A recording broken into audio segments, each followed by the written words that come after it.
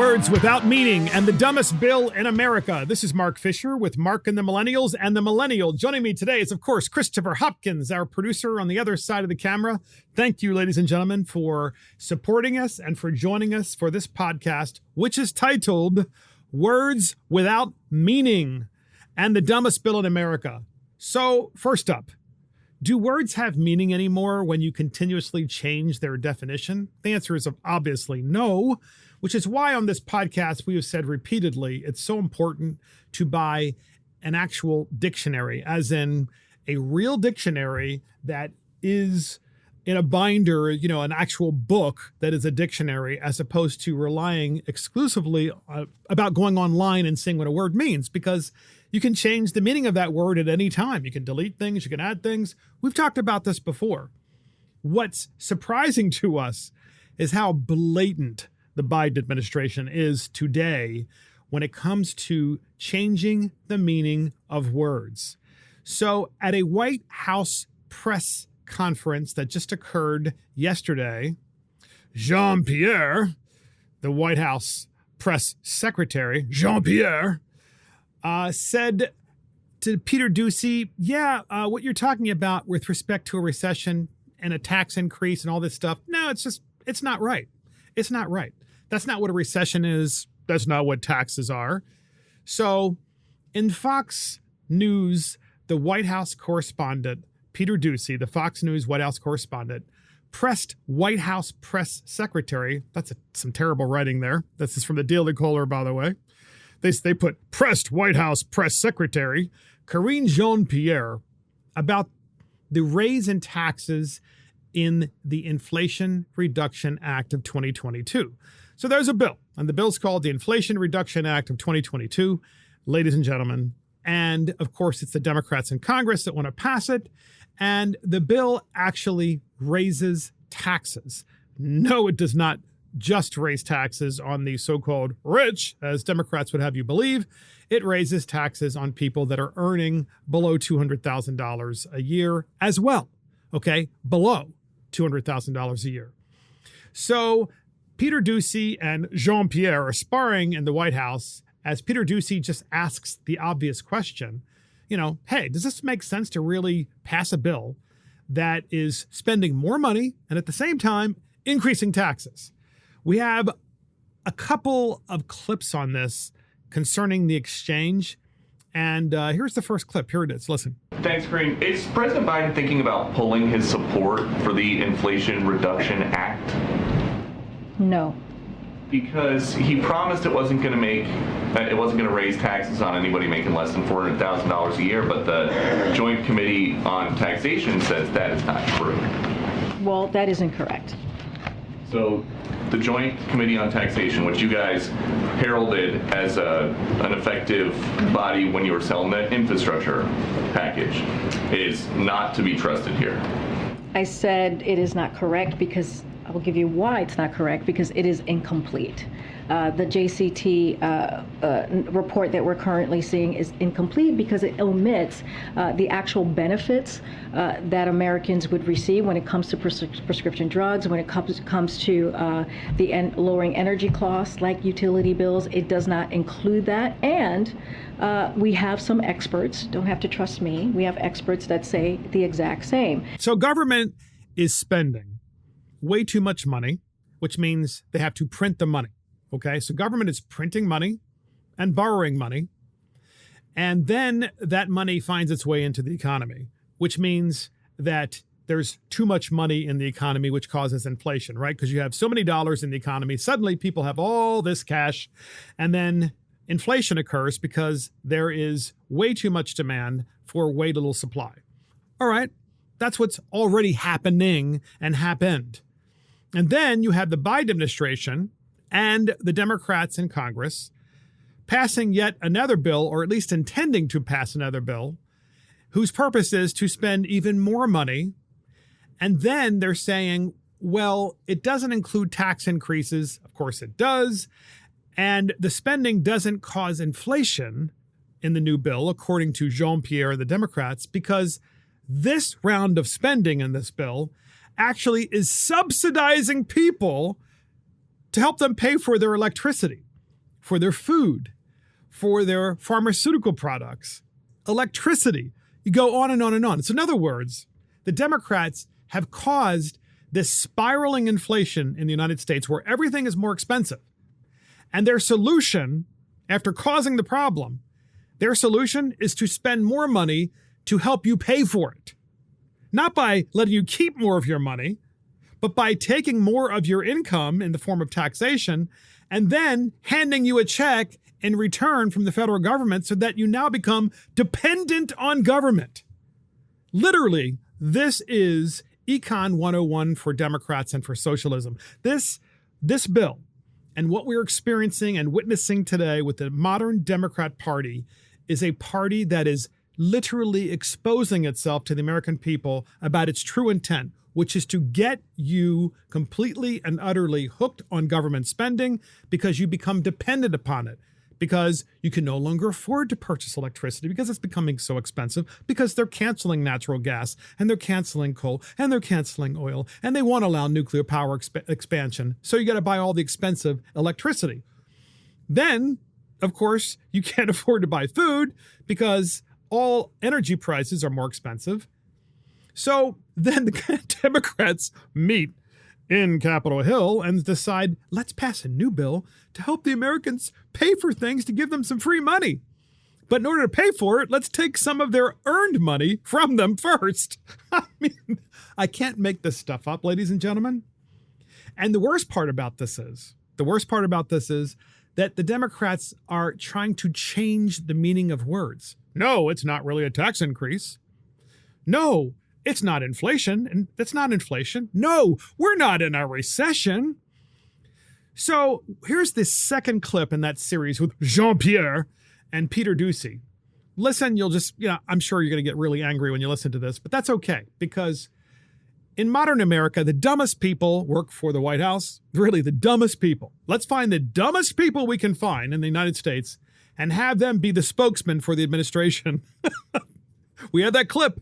Here it is. Kimberly Clausing from UCLA. Many key factors are left out in these tables, including, importantly, the effect of deficit reduction, the positive effects of the spending on clean energy, and the benefits from low drug prices, as I just stated. Seth Honlin, Center for American Progress. Republicans don't mention that JCT analysis includes an imputation of corporate taxes, i.e. the 15% minimum on corporations with less than $1 billion of profits to income groups, but does not include the major provisions that benefit people, including the tax cuts and drug savings. So you're listening to her, Jean-Pierre, describe all of the wonderful things in the bill. They're going to make your life so much better.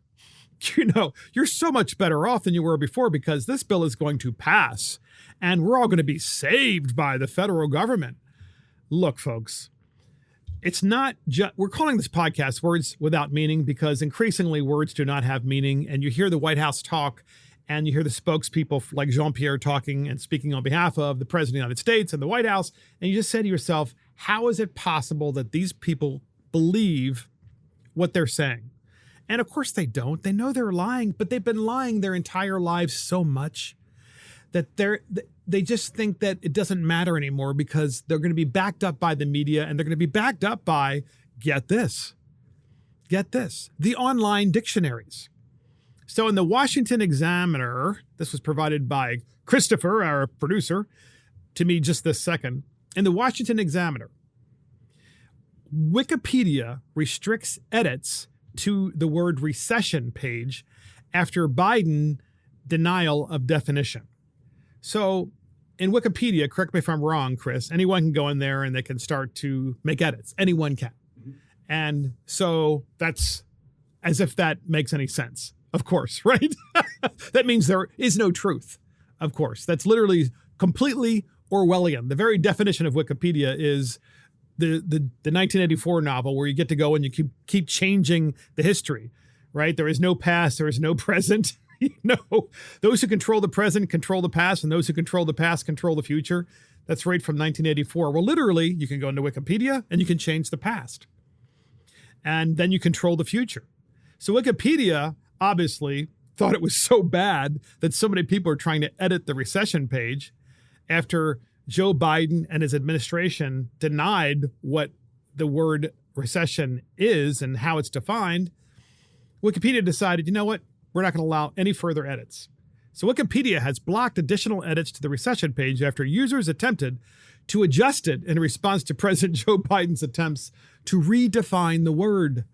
The page was edited at least 47 times over 24 hours before Wikipedia administrators locked the page so that unregistered users could not change its contents until August. This restriction arrives as Biden administration officials attempt to avoid using the term to describe the current economy. The online encyclopedia's administrators froze the web page's edit feature due to our persistent addition of unsourced or poorly sourced content. The top of the web page also notes that the recession web page may be affected by a current event. Users manipulated the page and battled over whether its lead paragraph contained the sentence, quote, "Though there is no global consensus on the definition of a recession, 2 consecutive quarters of decline in a country's real gross domestic product is commonly used as a practical definition of a recession." As of Friday, the line is currently included in the description. Quote, "The article always said something about 2 down GDP quarters," wrote Wikipedia editor JPXG. Who's that? Do you know who that is? Okay. In a Thursday note, the first section of the article, titled Definition, has mentioned it since 2011. As far as I can tell, nobody ever messed with this. The entire current dispute is over whether it should say this in the lead paragraph and the definition section, or just in the definition section. Right now, article gives both that definition and the National Bureau of Economic Research definition and takes no position on which is correct. That is an important statement. It takes no position on which definition is correct. So, ladies and gentlemen, if you have no actual correct definition of a word, then words have no meaning. And when words have no meaning, we are literally living in Orwellian times. When you can control history, you can control current events with words because the words have absolutely lost their meaning. Wikipedia allows you to do just that.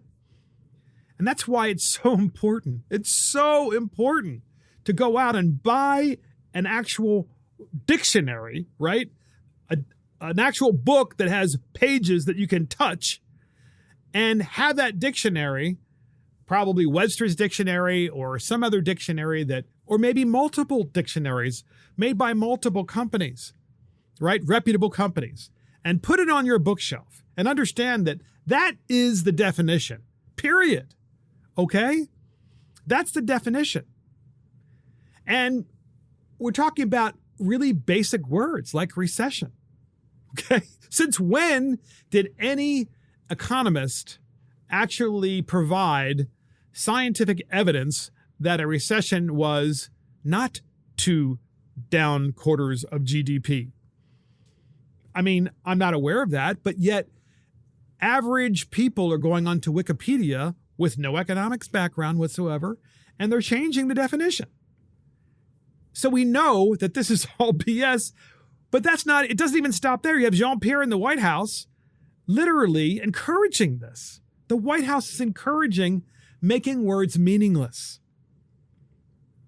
And so government could easily move forward and say, yes, the word private property, which is extremely important to the American experience and to our free society. The term private property is going to become meaningless because we're going to constantly change what it means. Private property is no longer property that you have purchased and own. No. Private property is property that you own with others, and then there's a social contract and they own it too. And they have a right to your private property and they have a right to use it, which means it's no longer private property. We can go right down this slippery slope. We're already going down it. We're already there. And then we have this argument about inflation. Okay. whether there's inflation happening. And the White House, of course, I'm not sure how they could possibly try to change the definition of inflation, because you're living it as we speak every time you go into the grocery store. I mean, after all, we've even read stories on this podcast about how some grocery stores in some markets across the country are putting locks on the food. They're locking the food up. When was the last time you went into a grocery store, right? I'm talking about a real legit grocery store, and you had your shopping cart because you're going to do your week's worth of shopping, and you push the cart down the aisle and everything's locked up. And so what do you have to push a button to get someone to come and unlock it? Obviously there's inflation. So in the Wall Street Journal, get this. This is an opinion piece by Gerard Baker. The Inflation Reduction Act is an insult to used car salesmen. The Inflation Reduction Act is an insult to used car salesmen. Just as some claims made in business are so self-evidently fictitious that even the most shameless of hucksters will recoil from articulating them, so some propositions advanced in politics are so dishonest that even the most mendacious politician will avoid association with them. Then there is the Inflation Reduction Act of 2022. If you've ever been convinced by a used car salesman that the 20-year-old rusting hawk out back with the dodgy chassis and the blue smoke pouring out of the exhaust is a reliable pre-owned bargain, you're going to love the Inflation Reduction Act. This, you will know, is the new name that has been confirmed and conferred by the Senate Democrats and the White House on the remnants of the old Build Back Better bill, the vastly ambitious tax and spend measure that was nearly foisted on an unsuspecting American public last year in the middle of a pandemic. Like that lemon sitting on the back of the dealer's lot, it's been given a little touch-up, a fresh coat of paint, a reduced price tag, and a bright new description. The master plan that was going to save the planet from extinction a year ago has been repurposed as a fully functional inflation-fighting weapon, laser-focused on reducing price pressures in the American economy. I'm being a little unfair to used car dealers. Surely not even the most opportunistic of charlatans would take this customer for that kind of a fool. And I'll just read a little bit more of this. Start with the premise for the principal claim in the bill, namely that the package of $739 billion in tax increases and reduced outlays and a little $433 billion in new spending will reduce or produce a historic $300+ billion reduction in the federal deficit over 10 years so that we can fight inflation. This is a really great piece that you should read in the Wall Street Journal, by Gerard Baker. You should read that piece because it really exposes what the Democrats are doing, and it exposes the fact that words really do have meaning, and we must have a common language. We cannot balkanize over something as straightforward as language, okay? We have a language, the words have the meaning, and that is the meaning that the word has, okay? As we evolve and as we invent new things, we create new words. What a surprise. That makes perfect sense when you create a new product, right? Was there an iPhone, 100 years ago? No, that's a new word, iPhone. Okay? Relatively new word, of course. And so this is certainly understandable, but words such as recession, okay, inflation, it just doesn't make sense to me that we have a political party that thinks it's okay to do this, and we have a media that is literally silent. I mean, to be fair, by the way, in the White House press room, even the far left commentators on the mainstream news media are kind of chuckling and laughing. Even they realize how stupid it is. But you know what they're not doing? They're not really asking the difficult questions because they'd probably get fired. They'd probably get fired. And then in the Epoch Times, I think it's Paul Krugman. Yes, it is Krugman, who is an economist, a far left economist, probably even, a Marxist, said that if you call the United States in a recession, if you say we're in a recession, then it's vitriolic partisanship. That's Paul Krugman, an economist. Okay? Somebody who's supposed to know that 2 down quarters means that you're in a recession. And we also have in the Daily Caller, the Fed's preferred inflation metric just surged in another warning sign for the economy. Okay? Another warning sign for the economy. The Fed's new inflation gauge, the Personal Consumption Expenditures Price Index, otherwise known as PCE, it's new, right? Continued to surge in June, according to data released Friday. So in other words, the Federal Reserve created a new way of measuring inflation. Largely, that way of measuring inflation, I'm sure, was to not just update the way you measure inflation, but try to tamp it down, for the Biden administration, since they're all working for Biden. Certainly Yellen is. The PCE index was up 6.8% for the year, ending in June, an increase from the 6.3% that it was at in April and May. So, of course, ladies and gentlemen, something in the 6% inflation rate sounds not nearly as bad as what inflation actually is, which is in excess of 8% and maybe even 9%. So the Fed decided to redefine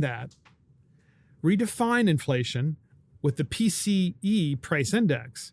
And now that new price index is only in the 6s, although it's really in the 8s and 9s.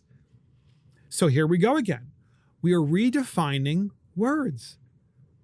And then there's this whole monkeypox thing, okay? How do you redefine monkeypox? Well, here's a funny one. And this actually is from Tucker Carlson. He tweeted this out, okay? He just tweeted this out, I don't know, a few days ago. What should we rename monkeypox? ? Tucker Carlson tweeted out. Here are his suggestions. Hunter hives, midterm variant, Adam syphilis, and the last one is schlong COVID. So the one that everybody voted for the most, that had the highest percentage of voters to rename monkeypox, was schlong COVID from Tucker Carlson. And you got to admit that when you control the language, you can control everything. And it's why having a real media is so important, but it's also why we have to continue to make sure, ladies and gentlemen, on a more serious note, that we actually go to the bookstore to the extent that you can find one near you. I mean, there used to be Barnes and Nobles everywhere, of course. And then Amazon got its start in the book business, and Amazon systematically put so many bookstores out of business.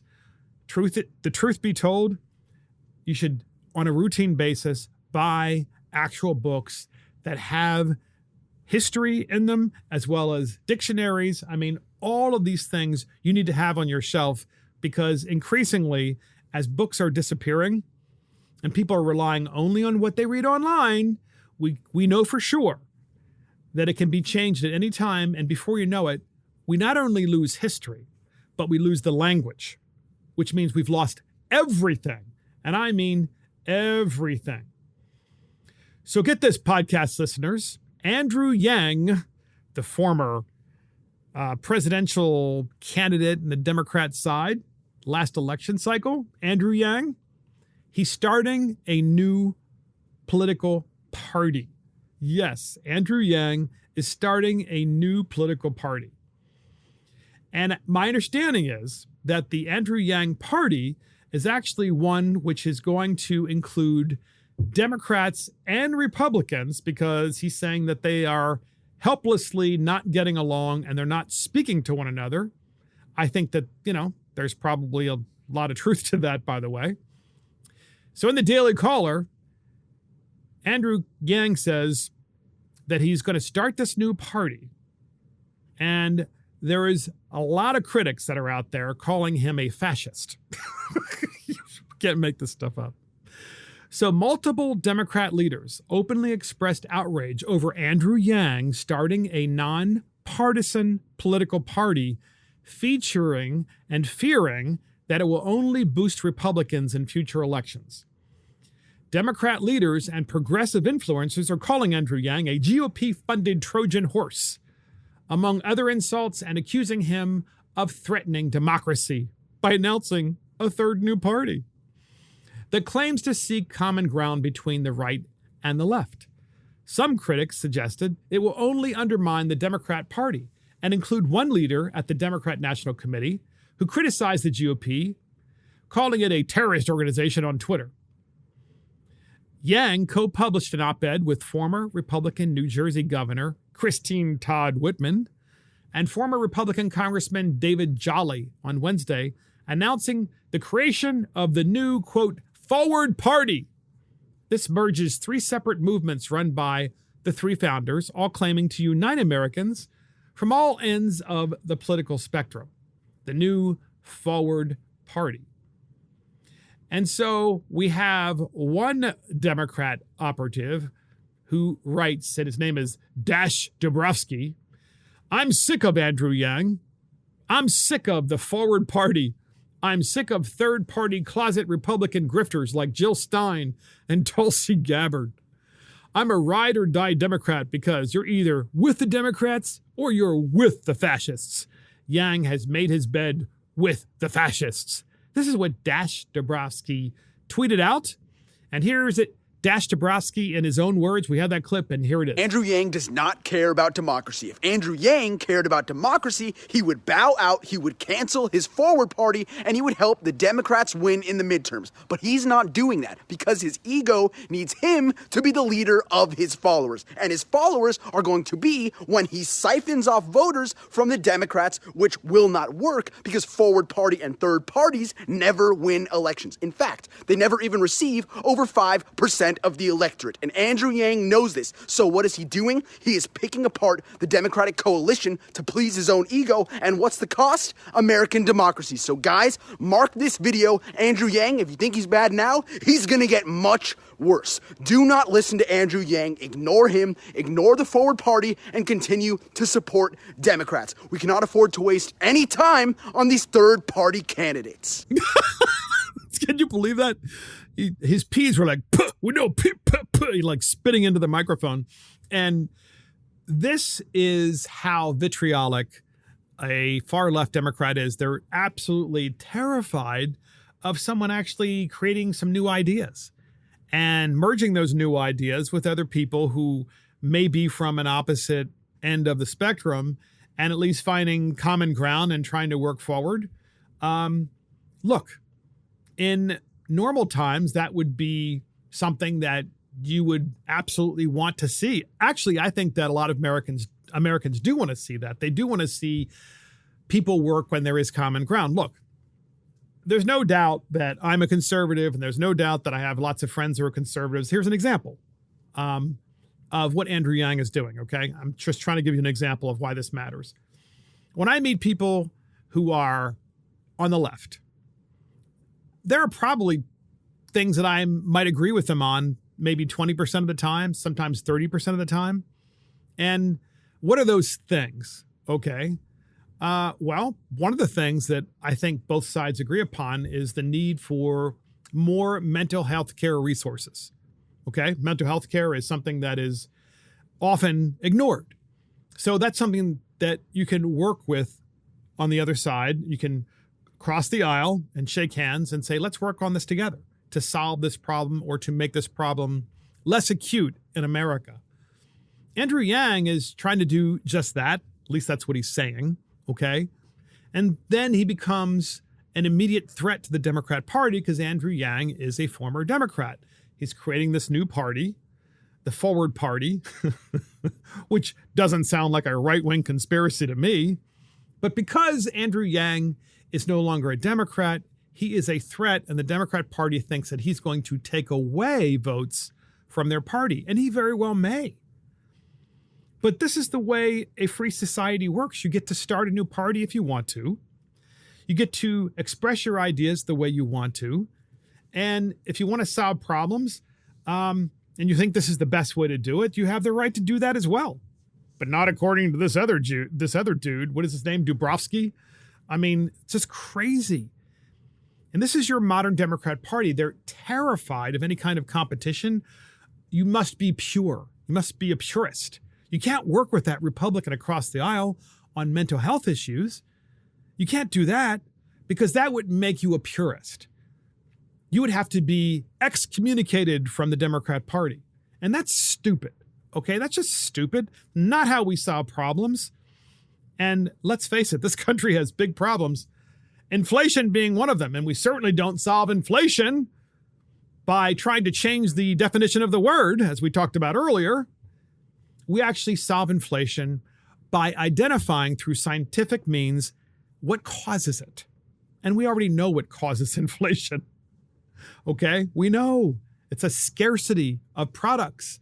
And so therefore there is a much larger demand than there is a supply. You have a supply problem, or I should say, you have way too much money in the economy because government is pumping too much money into the economy and people are flush with cash and there is a shortage of supply. So therefore prices increase. Makes perfect sense. Andrew Yang wants to try to work on those problems. I'm pretty sure. Okay. Look, I'm not a big fan of Andrew Yang, but I will say this. At least he's bucking the establishment in the Democrat Party, and he's trying to think for himself, which I kind of think personally Andrew Yang was always that way, but I always believed that Andrew Yang wanted to be freer with what he could say in the Democrat debates. And I felt as though his people were scripting him when he was running for the Democrat nomination. And now he doesn't have to be scripted. And this is something that's very important that I think a lot of people out there in podcast land don't understand. I'm in a state legislature, and I can tell you the state legislature that I'm in is controlled overwhelmingly by the far left, okay? Overwhelmingly. And that far left is not allowed to have a diversity of thought or opinion. They cannot do that publicly. They are prohibited. And they are prohibited from voting differently as well.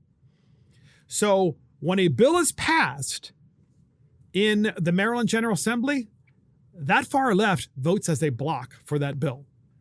If they do not, if any one person doesn't, they will be absolutely positively demoted, and people will try to get rid of them. They will be primaried. They will lose their primary.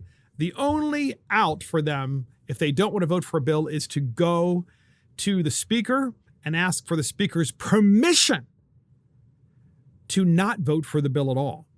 And I can't tell you how many times I've seen this. I've had people sitting in front of me, one person in particular. She sits in front of me, and she's a Democrat. And I personally think that on social issues, she's not on the Democrat train. I personally believe that. Meaning that she's much more of a moderate, kind of a middle of the road person. She's pretty religious, in fact, but she's a Democrat.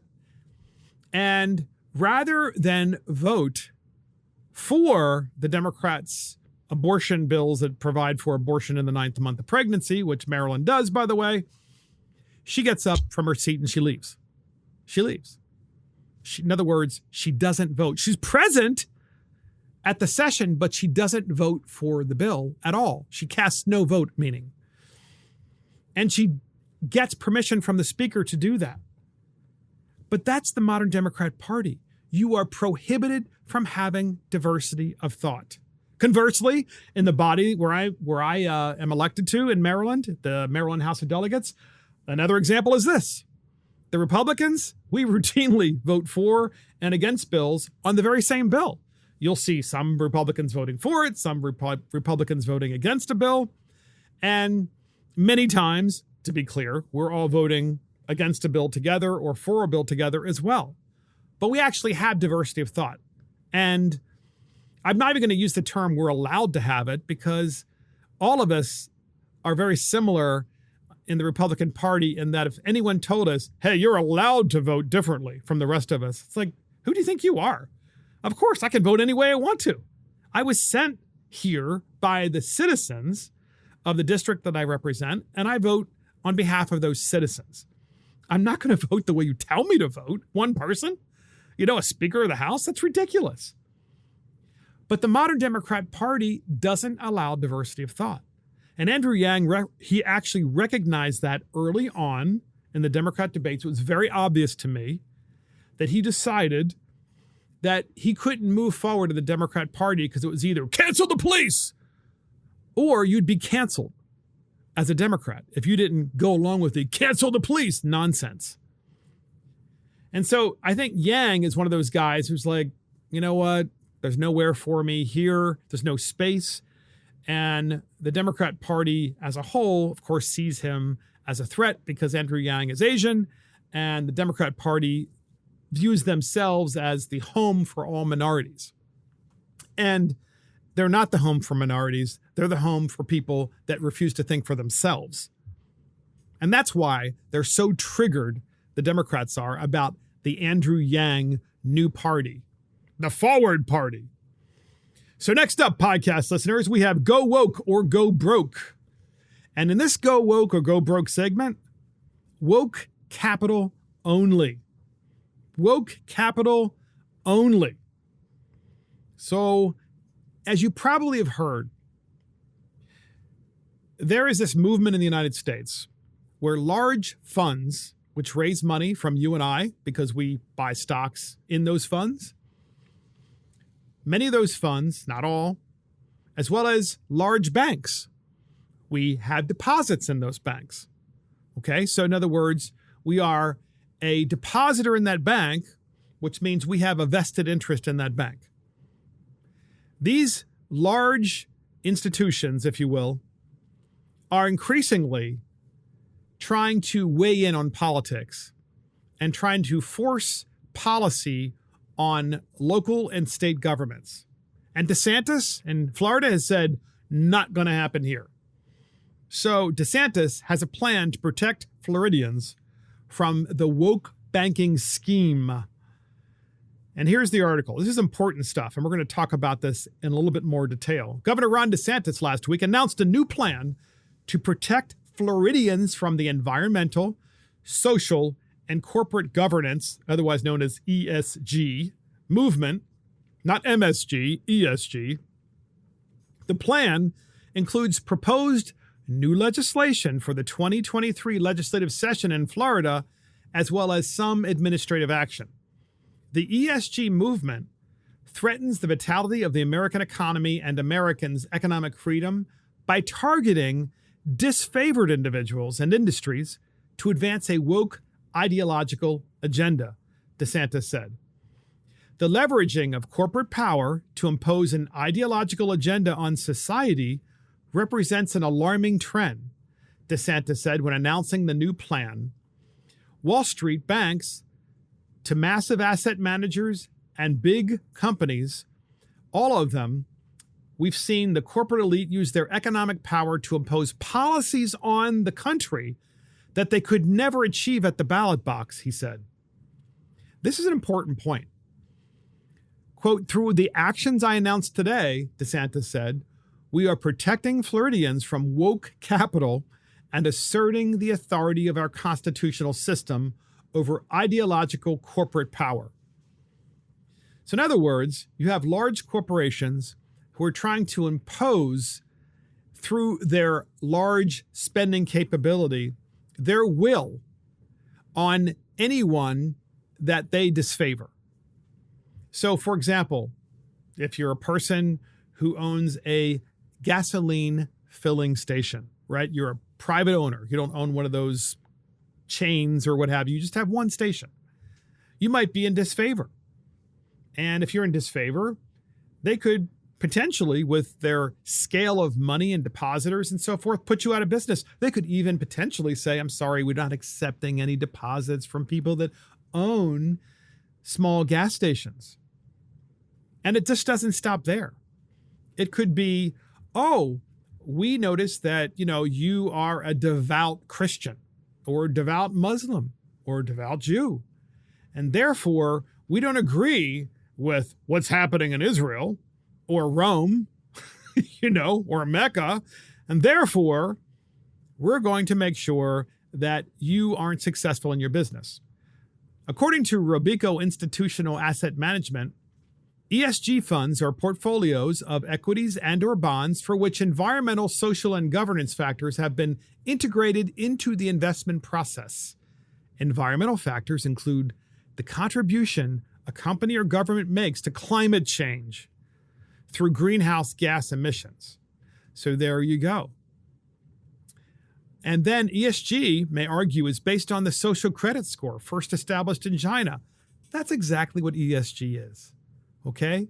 You're getting a social credit score from these large corporate organizations. Okay? They're establishing a social credit score system outside of government. And it's the same kind of social credit scoring system that they have in China. When announcing the system in 2014, the Chinese Communist Party, or the CCP, said it was an important component of the socialist market economy system and the social governance system. Keeping trust is glorious and breaking trust is disgraceful. Trust is defined by the Chinese government because they can change the word meaning anytime they want. China's social credit system is an ambitious initiative to build a database that monitors individual corporate and government behavior across the country in real time. According to the Chinese government, the system will use big data to build a high-trust society where individuals and organizations follow the law. Yeah, so in other words, you either do what we tell you to do, or we're going to give you a low ESG score. If you don't have a high enough ESG score and your score is too low, we might just wipe out your bank account. We might just stop you from doing business. We might just stop you from being able to bank at all. You might be unbankable.